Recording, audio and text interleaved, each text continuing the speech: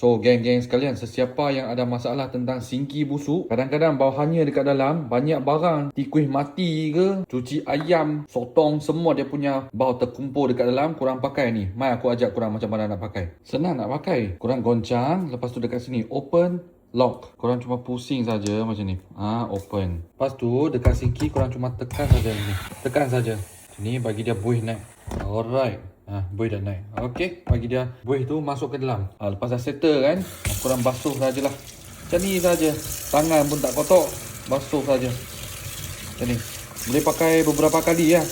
Kalau korang punya sinki sangat busuk, pakai lebih sedikit lah. The Total Cleansing Specialist Hyper Clean Drain Cleaner Power Flush Foam. Dia punya bau tu sangat wangi tu. Ni kalau sekali ambil 4 terus lah.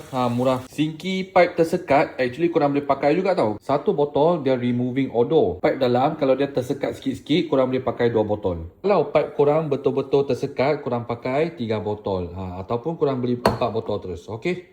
So korang tak payah buka dalam, lepas tu cuci tangan kotor, terus pakai Hyper Clean Drain Cleaner ni. Cukup dah.